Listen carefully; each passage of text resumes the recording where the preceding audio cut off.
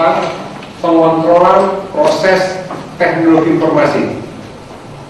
Jadi di sini maksudnya adalah prosedur-prosedur yang digunakan untuk mengontrol atau mengelola proses TI. Kita perhatikan di sini bahwa pengontrolan proses TI nanti dalam bahasa kita bahas dalam dua bab. Yang pertama adalah tentang definisi kontrol dalam proses TI yang akan dirinci lagi menjadi objektif kontrol dan kontrol. Objektif kontrol maksudnya adalah tujuan dari kontrol. Jadi sebelum kita memasang kontrol, itu ada tujuannya. Kontrol adalah aturan.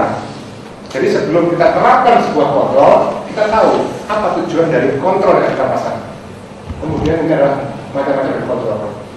Terus berikutnya pemetaan objektif kontrol dan kontrol. Ya, jadi bagaimana mappingnya supaya kita tahu gunanya dan cara menggunakannya. Kompetensi apa yang ingin saya capai dalam kuliah ini? Pertama adalah saudara harus mampu memahami objektif kontrol proses TI, mampu mendefinisikan kontrol dari objektif kontrol proses TI, mampu memahami contoh implementasi pengontrolan proses TI. Ada 3 kompetensi yang harus saudara capai. Referensi dua-duanya, yang satu dari buku ABDI, yang kedua dari buku Sukses Bisnis.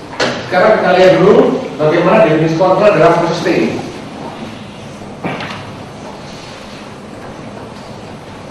Kita mulai dari pentingnya kontrol.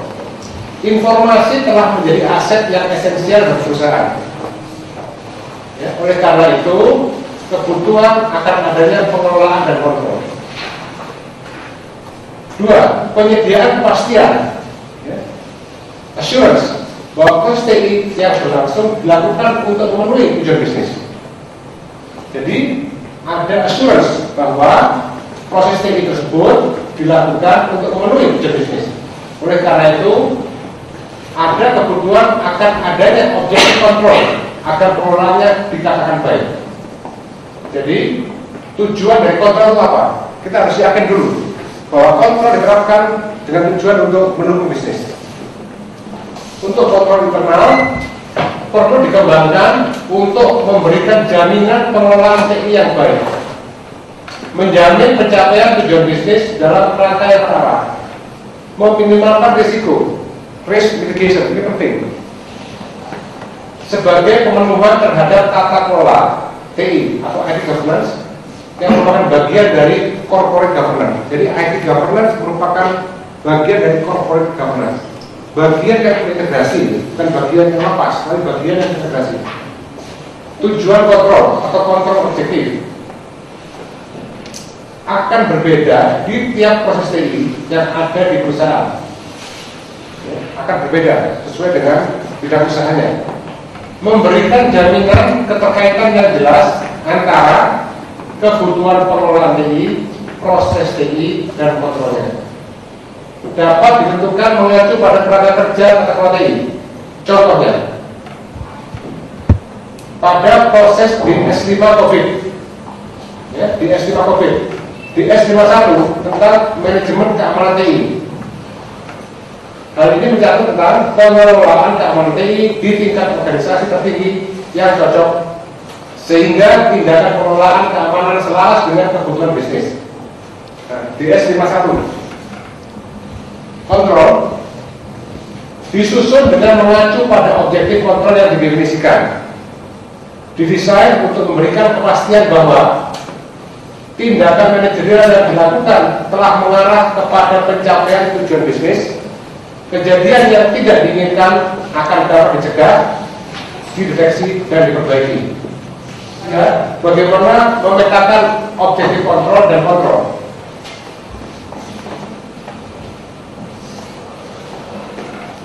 Sekarang kita perhatikan kontrol dalam kerangka kerja tata kelola TI, IT Governance Framework,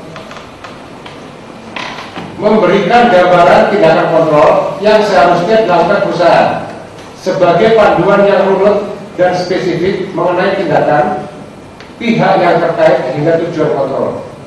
Dapat dilakukan dengan saling melengkapi. petanya. Kalau kita gunakan COVID untuk langkah awal, ya ini kita kombinasikan sekarang. Saya sudah mulai mengombinasikan antara COVID dengan ISO 27001, 27002. Objektif kontrol untuk COVID-41 untuk proses TI DS5, kita fokuskan ke DS51 dulu, yaitu manajemen keamanan TI. Karena masalah keamanan, linknya adalah ISO 27002. Perhatikan ya, DS51. Area utamanya penempatan pengelolaan keamanan untuk memenuhi kebutuhan bisnis. Ya, ini perhatikan. Saya sudah mulai ISO ini sekarang. Ini COVID ini ISO 611, komitmen manajemen terhadap keamanan informasi. Oke. Nah sekarang kontrolnya apa? Ini adalah kontrol untuk ISO. Pihak manajemen seharusnya secara aktif mendukung keamanan di dalam perusahaan melalui arahan yang jelas, komitmen yang disosialisasikan, dan pengakuan akan tanggung jawab keamanan informasi. Kemudian yang lain, informasi yang lain, 8.2.2, penyadaran, pendidikan, dan pelatihan akan keamanan informasi. Dan ini adalah kontrolnya. Perhatikan, rekan yang lain, COVID dengan TGIR. Ya, misalnya tentang perhatikan Information Security Management, ya, ISM, Information Security Management. Nah, area kuncinya apa?